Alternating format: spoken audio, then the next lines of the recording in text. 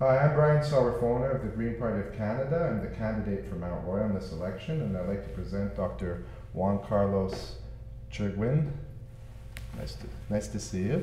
We're meeting for the first time tonight, so, boy, you're concerned about the nuclear issue as much as I am. Exactly. So yeah, we have one nuclear power plant in Quebec, and it's either going to be closed or started up again, and that's very concerning to me. Yeah.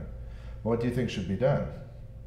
Well, I think we should do the safe thing for the people around Gentilly 2 nuclear power plant and for the people of Quebec. I think it should be closed down, and I think this would be the best thing for the health, and it can also give jobs to the people as they close down this nuclear power plant. Mm-hmm.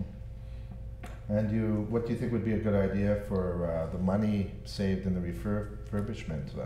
Where would that be reinvested? Where do you see that?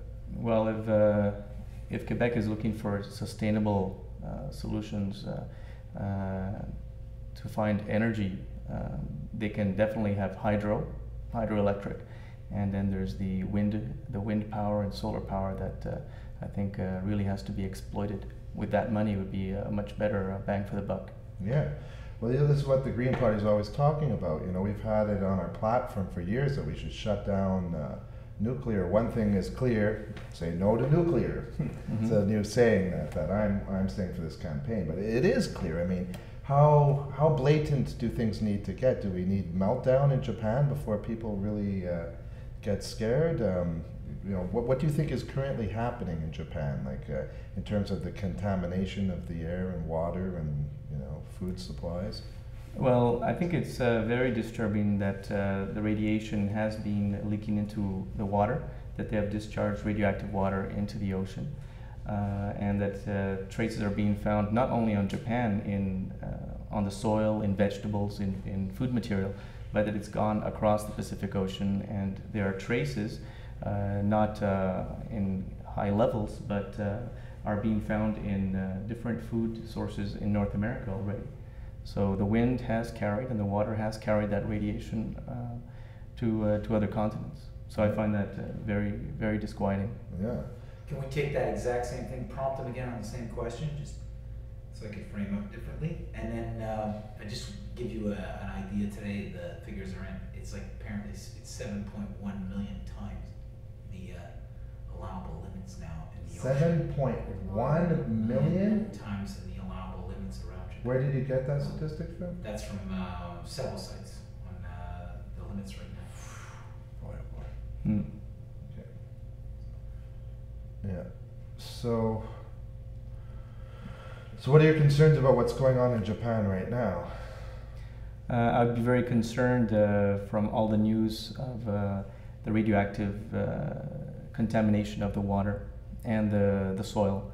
This is leaching into the food sources of Japan, and it's gotten into the water. And as we know, the radiation doesn't just dilute and disappear. It does get bioconcentrated in plankton, which is consumed by fish and then consumed by bigger fish that gets to the humans.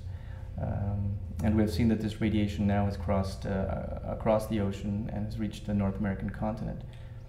It's incredible, like the level of safety, it's millions of times above normal standards, right? Like this is going directly into the ocean and getting circulated. Mm-hmm. Right? And so you had told me that it's already been detected in some of the food sources here in North America. Do you know which ones specifically? The one I'd heard of a week ago is that already they've found traces of radioactive iodine in milk in Vermont. So this means that even in the half-life of less than a month of this isotope, it has traveled far. Yeah. And the radioactive iodine is a source, is a carcinogen, is that correct? Yeah. And it's one that can be easily measured and detected with the means that we have available. They are not measuring all of the other radioactive isotopes that are being released from the nuclear disaster in Japan. So as a physician, would you predict that we're going to have increased cancer level all around the world as a result of what happened in Fukushima right now? Well, we saw it's almost 25 years since Chernobyl, and we saw that the initial figures that were released were a gross underestimate in terms of mortality and cancers.